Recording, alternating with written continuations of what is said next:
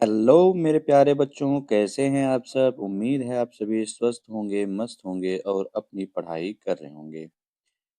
प्यारे दोस्त, आपका एक बार फिर स्वागत है आपके अपने प्रिय चैनल ताज सर हिंदी वाले गुरुजी पर। प्यारे बच्चे, आज हम फिर उपस्थित हैं आप सभी के मध्य एक विशेष और रोचक वीडियो लेकर के। आज हम इस वीडियो में पढ़ेंगे कक्षा 11 पदखंड के साखी पाठ के बचे हुए पद्यांशों को। प्यारे बच्चे, हम साखी कबीरदास का पढ़ रहे थे और पहले वीडियो में हमने साखी के 3 पद्यांशों को हल किया था। आज के इस वीडियो में हम बाकी के पद्यांशों को ठीक तरीके से देखेंगे। तो अगर आप कक्षा 11 के विद्यार्थी हैं तो ये वीडियो आपके लिए अत्यंत महत्वपूर्ण है, इसलिए पूरे वीडियो को ज़रूर देखें। चैनल पे नए हैं तो चैनल को सब्सक्राइब कर दें, बेल आइकन प्रेस कर दें ताकि जैसे ही कोई वीडियो डाली जाए वह आप तक पहुंच जाए। अब तक मिले आप सभी के सहयोग और स्नेह के लिए आप सभी मेरे प्यारे बच्चों का दिल से धन्यवाद।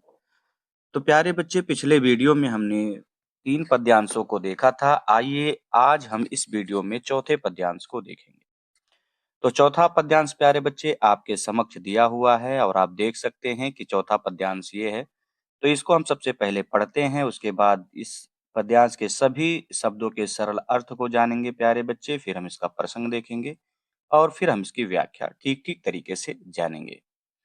तो सबसे पहले आप पेंसिल निकाल लीजिए, चाहे अपनी किताब पे लिख लीजिए, चाहे कॉपी पे लिख लीजिए और ध्यान दीजिएगा बच्चों, चाहे प्रसंग हो, चाहे व्याख्या हो, चाहे काव्य गशवंदर हो, ये आप अपने नोटबुक में लिखते रहें, बनाते रहें, क्योंकि अगर आप लिखते रहेंगे, बनाते रहेंगे तो आपको आपकी कक्षा में बहुत हेल्प मिलने वाली है। इसलिए नोट्स बनाना ना छोड़ें, नोट्स ज़रूर बनाते रहें जो भी पढ़ाया जा रहा है, क्योंकि पेपर में आपका यही पूछा जाएगा। अगर आप नोट्स ठीक तरीके से बनाए रहेंगे तो आपको पढ़ना आसान हो जाएगा। इसीलिए मैं बहुत अच्छे तरीके से बताता हूँ कि आप नोट्स भी बना सकें। तो आइए प्यारे बच्चे शुरू करते हैं।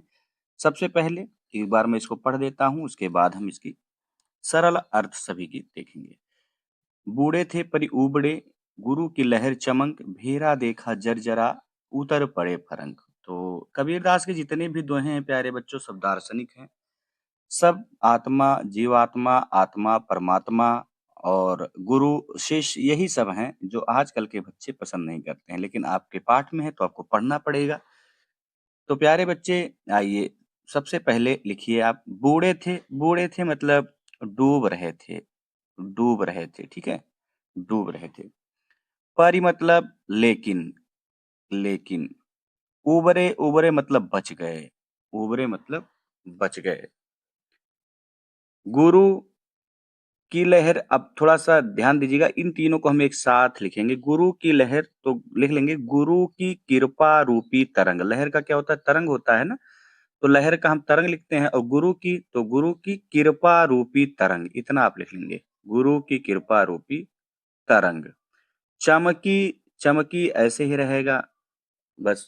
अब चमकी कुछ इस तरीके से लिख देंगे, चमकी, ये बड़ी की मात्रा लगा देंगे। ठीक है, यहाँ तक क्लियर? आइए आगे बढ़ते हैं। भेरा, अब भेरा मतलब ऐसे नाव होता है प्यारे बच्चे, लेकिन यहाँ जिस नाव की बात कही जा रही है वो सांसारिक विषय वासना रूपी नाव है। तो आपको पूरा लिखना पड़ेगा, सांसारिक विषय वासना रूपी नाव, नाव, ठीक है। देखा, देखा का आप देखा लिख लीजिए, देखा, इस तरीके से देखा कर लीजिए इसको। जर्जरा, जर्जरा मतलब कमजोर या जीर्ण छीण, कमजोर या जीर्ण छीण। उतर पड़े मतलब उतर गया, उतर गया। इसका एक अर्थ तो यही रहेगा, उतर गया, और दूसरा अर्थ इसका जो रहेगा, सांसारिक विषय वासना से मुक्ति पा गया। इसका एक अर्थ ये रहेगा। फरंक, फरंक मतलब जल्दी या अति शीघ्र, अति शीघ्र, जल्दी या अति शीघ्र। तो प्यारे बच्चे, हमने सभी शब्दों का सरल अर्थ देख लिया। मैं बार-बार आपको बताता हूँ कि अगर आपको 3 चीज़ें ठीक तरीके से आ गई तो कोई भी पद्यांश हो आप बड़े आसानी से कर ले जाएँगे। नंबर 1 बात, पद्यांश के सभी शब्दों का सरल अर्थ मालूम हो। नंबर 2, आपको वाक्य बनाना आता हो। नंबर 3, आपको वाक्य बनाने के लिए जो शब्द चाहिए वो आपके ज्ञान चक्षुओं में समाहित हों। अगर ये 3 चीज़ें आपको आती हैं, तो आप एकदम गज़ब विद्यार्थी बनने वाले हैं। और ये तीनों चीज़ें आपको इस वीडियो में और इस चैनल पर जितने भी वीडियो डाले गए, सब में बहुत अच्छी तरीके से बताई गई है। प्यारे बच्चे, तो सबसे पहले हम क्या करते हैं, सबसे पहले हम इसका संदर्भ जानेंगे कि संदर्भ किस पाठ से है, कवि कौन है, ये हम जानते हैं क्योंकि संदर्भ आपके पेपर में लिखने के लिए आ जाता है।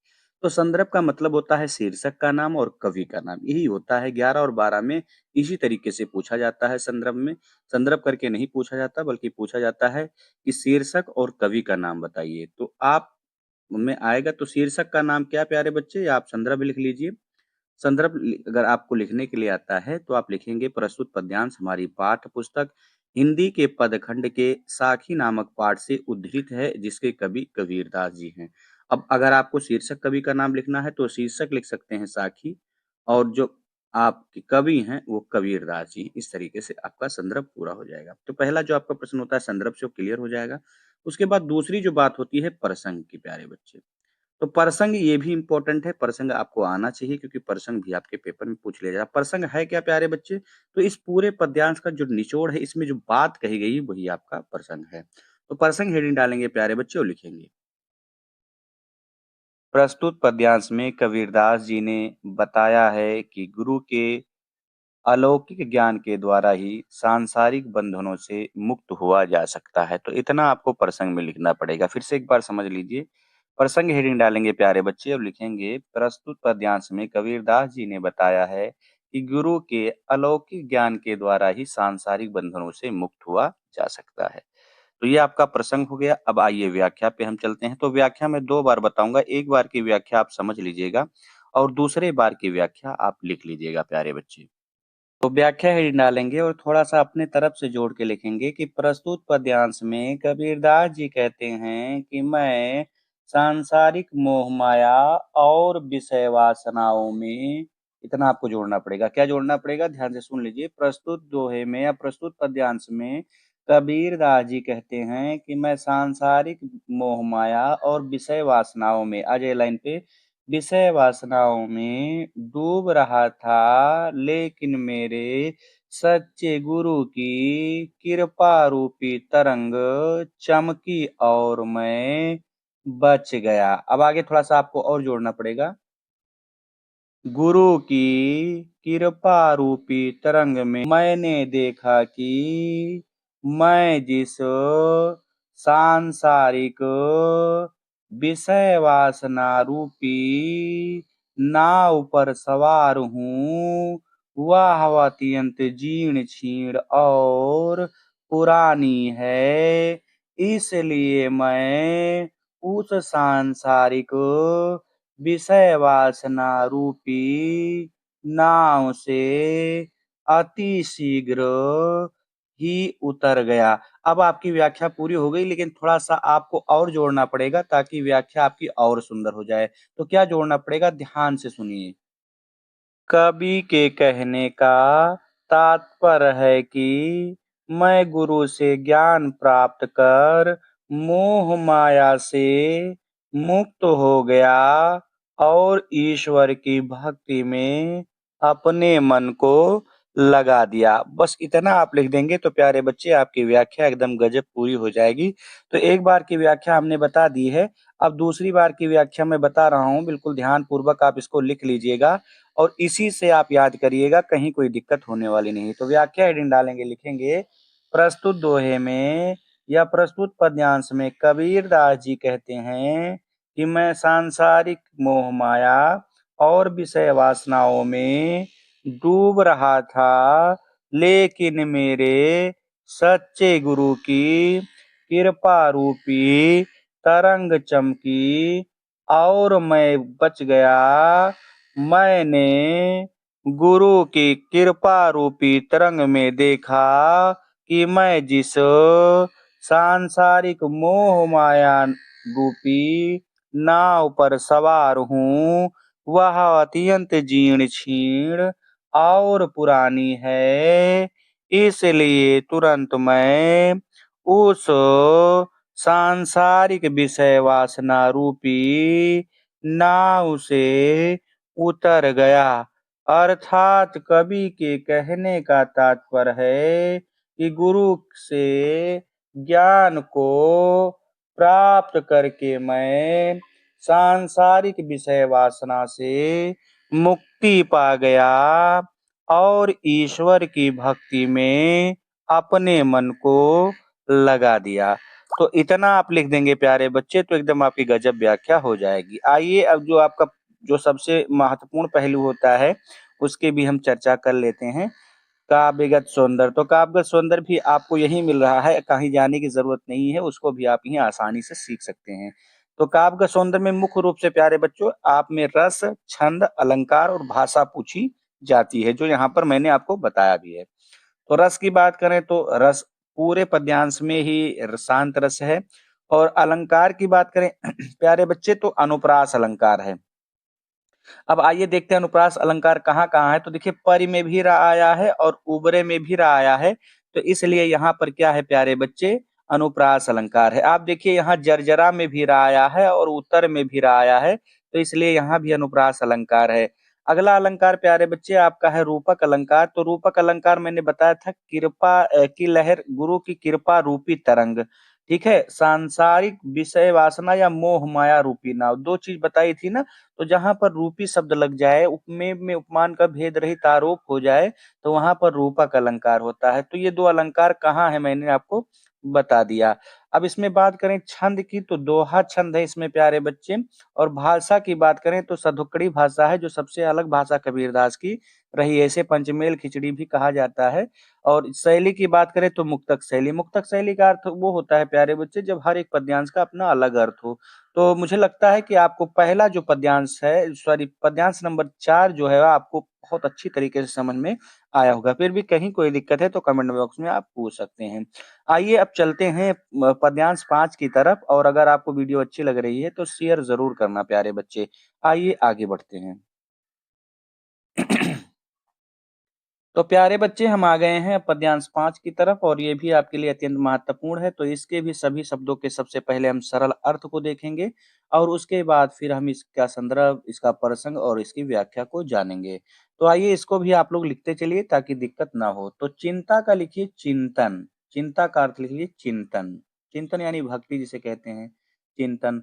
तो ऐसे ही रहेगा, लेकिन थोड़ा सा आप बढ़ा कर लिख लीजिएगा, तो केवल या तो मात्र। हरि, हरि जहाँ-जहाँ आया है आप ईश्वर कर सकते हैं। ईश्वर, ठीक है? नाव, नाव का अर्थ नाम है यहाँ पर, नाम इस तरीके से। ईश्वर के नाम की, इतने का हो जाएगा हरि नाम की, ईश्वर के नाम की। अब थोड़ा-सा आप सेंटेंस बढ़ाने के लिए कह सकते हैं करनी चाहिए, करनी चाहिए। और और मतलब दूसरी, दूसरी किसी, और का हो जाएगा यहाँ दूसरी किसी। ना मतलब नहीं करनी चाहिए, नहीं करनी चाहिए या नहीं करते हैं। चिंता मतलब चिंतन, चिंता मतलब चिंतन। दास का अर्थ होता है भक्त, ठीक है? दास का अर्थ होता है भक्त। आगे कहते हैं जे कुछ मतलब जो कुछ, जे कुछ का लिख लीजिएगा जो कुछ। चितवे मतलब चिंतन किया जाता है, चितवे मतलब चिंतन किया जाता है। राम बिन, अब राम का अर्थ यहाँ राम भी आप कह सकते हैं, ईश्वर भी कह सकते हैं, कोई दिक्कत वाली बात नहीं है। तो राम बिन का मतलब राम के अतिरिक्त, या आप लिख सकते हैं ईश्वर के अतिरिक्त, दोनों में से जो आपको अच्छा लगे वो लिख सकते हैं। सोई मतलब वह सब कुछ, सोई मतलब वह सब कुछ। काल की पास, अब काल मतलब होता है मृत्यु, ठीक है? काल मतलब क्या होता है? मृत्यु। तो काल का मृत्यु भी लिख सकते हैं, या जन्म मरण का। पास माने होता है बंधन, बंधन, ठीक है? तो काल की पास का क्या हो जाएगा? या एक होता है जन्म मरण रूपी बंधन हो सकता है, इसको आप यहाँ रूपक अलंकार भी दिखाई दे रहा है, काल की पास यानी मृत्यु रूपी बंधन या जन्म मरण रूपी बंधन, दोनों आप कह सकते हैं।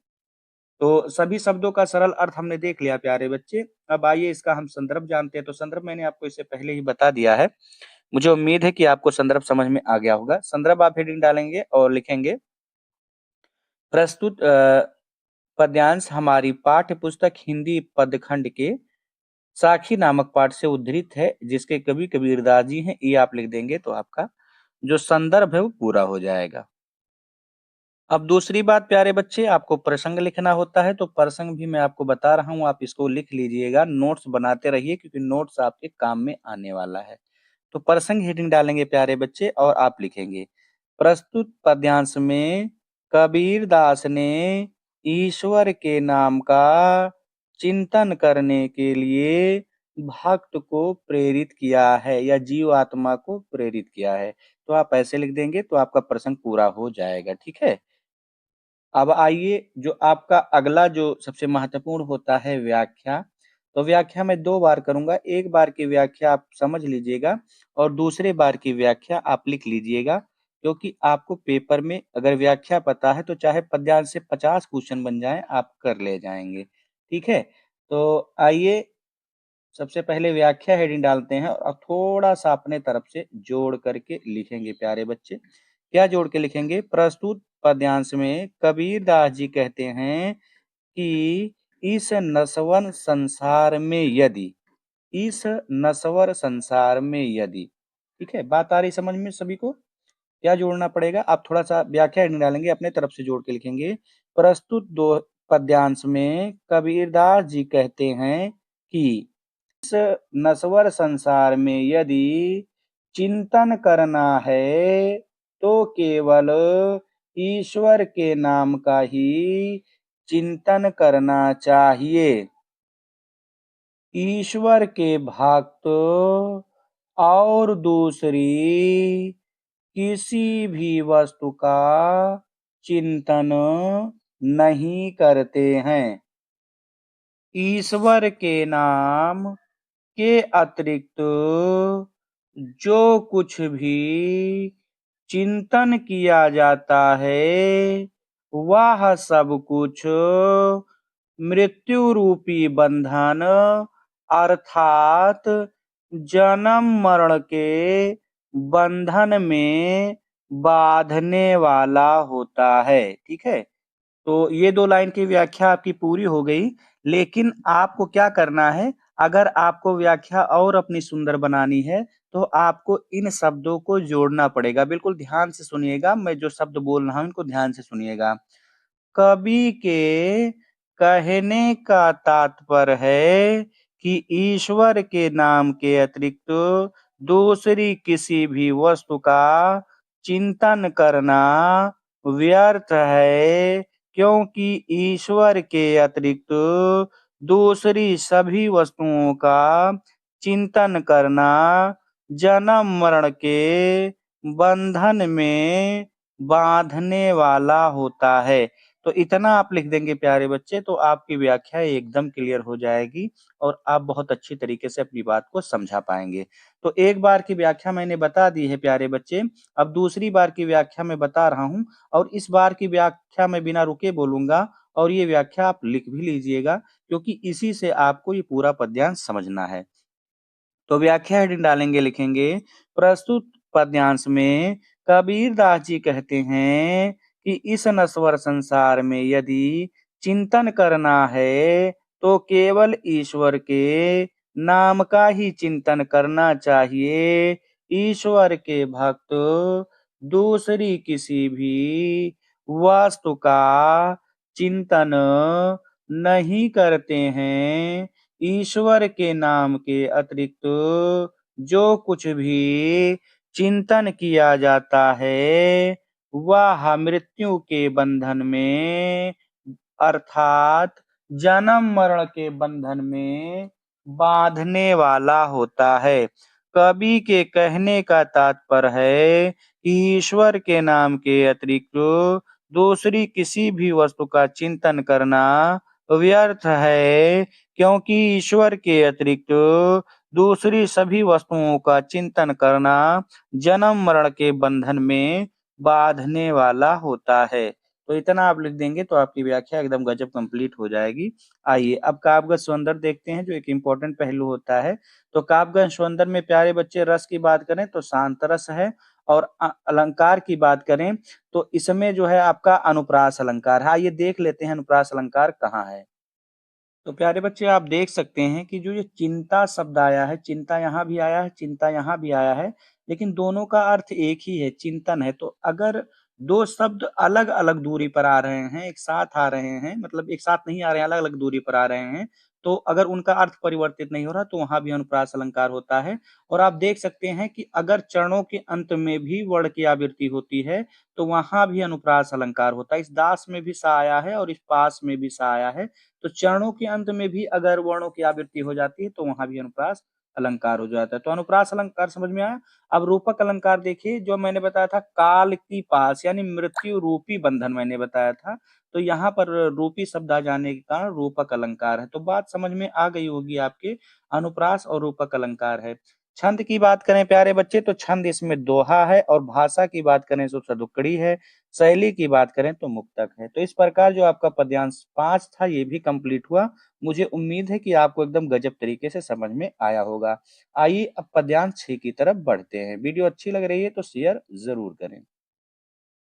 तो ये आपके सामने है प्यारे बच्चे, पद्यांश 6। और पद्यांश 6 आपके लिए बहुत ही महत्वपूर्ण है। ये भी आपके पेपर में बहुत बार पूछा गया है, और ये पूरा पाठ ही आपके लिए बहुत महत्वपूर्ण है। और अगर आप इसको ठीक तरीके से पढ़ते हैं, तो आप यकीन करें आप बहुत गजब काम कर रहे हैं। ठीक है? तो आइए पद्यांश 6 के भी सभी शब्दों के सरल अर्थ को हम देखते हैं प्यारे बच्चे, और उसके बाद में इसका भी संदर्भ, प्रसंग देखेंगे, फिर इसकी व्याख्या करेंगे। तो आइए एक-एक शब्द का आप लिखिए अर्थ। तो तू का अर्थ लिखिएगा तुम्हारा नाम लेते-लेते। इतना आप कर सकते हैं, या कह सकते हैं हे ईश्वर तुम्हारा नाम लेते-लेते। तुम्हारा नाम लेते-लेते। तू कर्ता का क्या हो जाएगा? हे ईश्वर तुम्हारा नाम लेते-लेते। तू भया मतलब तुम्हारी तरह। तू का लिख लीजिएगा तुम्हारी तरह। भया मतलब हो गया हूँ। मुझ में ये भक्त के लिए, अपने कबीरदास जी अपने के लिए कह रहे हैं, तो मुझ में ऐसे रहेगा। रही ना बाकी नहीं रही, बाकी नहीं रहा, बाकी नहीं रहा। हूँ मतलब होता है अहंकार। हूँ का क्या अर्थ होता है प्यारे बच्चे? अहंकार। बारी फेरी, बारी फेरी का दो अर्थ है प्यारे बच्चे, दोनों का मैं बता रहा हूँ। बारी फेरी का आप एक लिख लीजिएगा, आवागमन रूपी रस्सी। आवागमन रूपी रस्सी, और दूसरा अर्थ लिख लीजिएगा जीवन मरण का चक्र। जीवन मरण का चक्र, ठीक है? दोनों का लिख लीजिएगा। बल गई मतलब जल गया है, जल गई है, या समाप्त हो गई है, ठीक है? समाप्त हो गई है।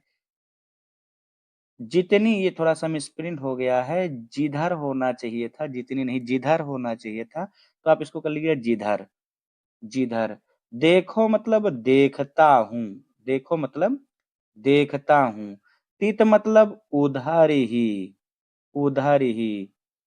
तू मतलब आप ही आप दिखाई देते हो। तू का लिख लीजिएगा आप ही आप दिखाई देते हो। तो सभी शब्दों का सरल अर्थ मैंने आपको बता दिया। अब इसका हम सबसे पहले संदर्भ जानते हैं प्यारे बच्चे, उसके बाद में हम आगे बढ़ेंगे। तो संदर्भ में आपको मैंने बता दिया है कि शीर्षक का नाम क्या है? साखी, और कवि का नाम क्या है? कबीरदास। तो आपका संदर्भ हो जाएगा क्लियर। अब प्रसंग आप लिख लीजिएगा, प्रसंग भी जरूरी है प्यारे बच्चे, क्योंकि प्रसंग आपके पेपर में भी पूछ लिया जाता है। तो प्रसंग निचोड़ जो होता है, उस पद्यांश में जो बात कही गई होती है, मुख्य बात, वही होता है आपका प्रसंग। तो प्रसंग हेडिंग डालेंगे, लिखेंगे प्रस्तुत पद्यांश में कबीरदास जी कह रहे हैं कि ईश्वर का नाम स्मरण करने से जीवात्मा परमात्मा में विलीन हो जाती है, जिससे उसे जीवन मरण के चक्र से मुक्ति मिल जाती है। इतनी बात आपको प्रसंग में लिखनी पड़ेगी, ठीक है? आइए अब व्याख्या की तरफ बढ़ते हैं। तो व्याख्या मैं 2 बार बताऊंगा। पहले बार की व्याख्या आप समझ लीजिएगा, और दूसरे बार की व्याख्या आप लिख लीजिएगा। व्याख्या करने के लिए जो जरूरी बात, नंबर 1 आपको सभी शब्दों का सरल अर्थ मालूम हो, दूसरा वाक्य बनाना आता हो, और तीसरा वाक्य के लिए जो कुछ शब्द आपको अपने तरफ से जोड़ने होते हैं, वो आपको जोड़ना आता हो। तो फिर आप एकदम गजब व्याख्या करेंगे। तो आइए व्याख्या हेडिंग डालते हैं प्यारे बच्चे, और मैं व्याख्या कर भी रहा हूँ, ध्यान पूर्वक आप देखेंगे, सुनेंगे। पहली बार की व्याख्या आप सुन लेंगे, और दूसरी बार की व्याख्या आप लिख लेंगे। तो व्याख्या हेडिंग डालेंगे, थोड़ा-सा अपने तरफ से जोड़ के लिखेंगे। प्रस्तुत दोहे में कबीरदास जी कहते हैं कि, ठीक है? आ जाइए लाइन पे।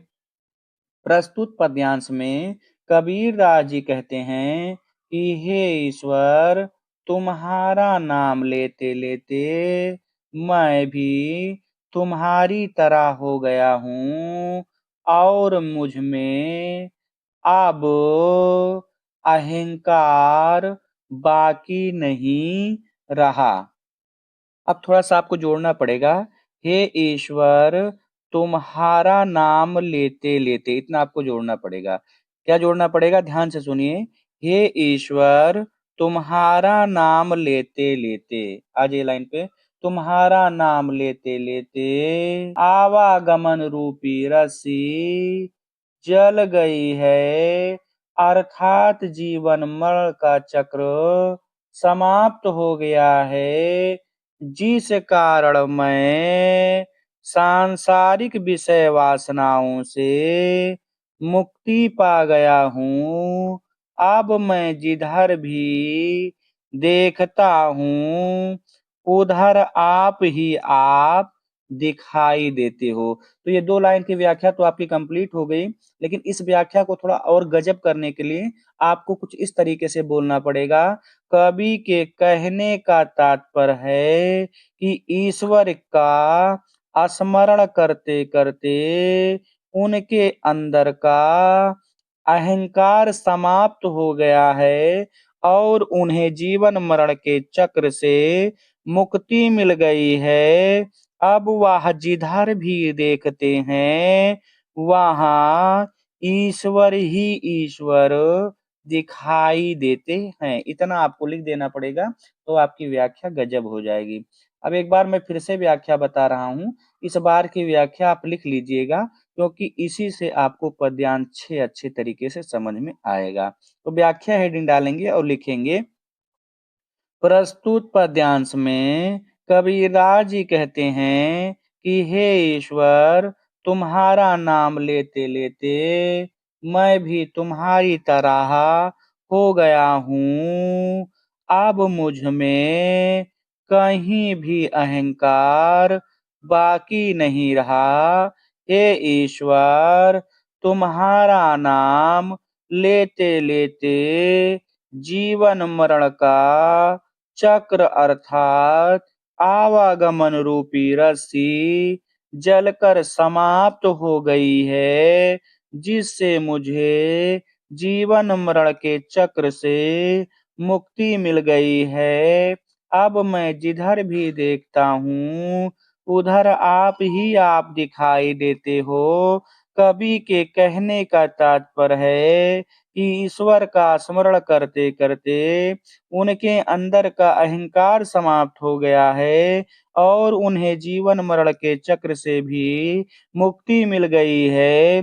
अब वह जिधर भी देखते हैं, वहाँ ईश्वर ही ईश्वर दिखाई देते हैं। तो इस प्रकार ये आपका जो पद्यांश 6 था प्यारे बच्चे, ये भी कंप्लीट हो गया है। मुझे उम्मीद है कि आपको एकदम गजब तरीके से समझ में आया होगा।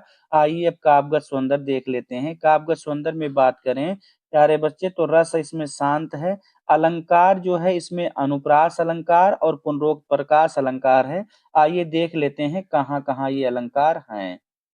तो प्यारे बच्चे आप देख सकते हैं, सबसे पहले अनुप्रास कर्ता में भी ता आया है, तू में भी ता आया है, यहाँ तू में भी ता आया है, तो यहाँ अनुप्रास अलंकार बारी बारी में भी रा आया है और फेरी में भी रा आया है, तो यहाँ भी क्या है अनुप्रास अलंकार। तित में भी ता आया है और तू में भी ता आया है, तो इसलिए यहाँ पर अनुप्रास अलंकार। अब देखिए जो तू शब्द है ये एक साथ आया हुआ है, ठीक है, तो इसलिए यहाँ पर प्यारे बच्चे क्या है पुनरोक्त प्रकाश अलंकार है। तो इस तू में क्या है पुनरोक्त प्रकाश अलंकार है। तो अनुप्रास अलंकार और पुनरोक्त प्रकाश आपको समझ में आ गया होगा कि कहाँ है। आइए अब इसमें देखते हैं, छंद दोहा है, भाषा सदुक्कड़ी है, शैली की बात करें तो मुक्तक। तो इस प्रकार जो आपका पद्यांश 6 था प्यारे बच्चे, ये भी हमने एकदम गजब तरीके से देख लिया। मुझे उम्मीद है कि आपको ठीक तरीके से समझ में आया होगा प्यारे बच्चे।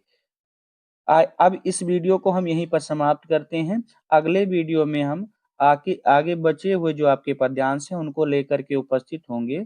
अगर आपको वीडियो अच्छी लगी है तो दोस्तों में शेयर ज़रूर करें और प्यारे बच्चे आपने जो अब तक सहयोग प्रदान किया है चैनल को उसके लिए आप सभी प्यारे बच्चों का दिल से धन्यवाद। आप सभी प्यारे बच्चों ने अब तक परिवार की तरह मिलकर इसको सपोर्ट किया है। निरंतर यह चैनल आपके आशीर्वाद से, आपके सहयोग और आपके भरोसे से आगे बढ़ रहा है। इसी तरह आप इस चैनल को सपोर्ट और स्नेह देते रहिए और इस चैनल को उन बच्चों तक पहुँचाइए जो 9 से 12 तक अपनी श्रेष्ठ हिंदी की तैयारी करना चाहते हैं। तो मिलते हैं अगले भाग को लेकर के, अगले पार्ट को लेकर के। तब तक आप सभी मेरे प्यारे बच्चे खुश रहें, स्वस्थ रहें, मुस्कुराते रहें और आप सभी देखते रहें ताज सर हिंदी वाले गुरुजी इस चैनल को। धन्यवाद।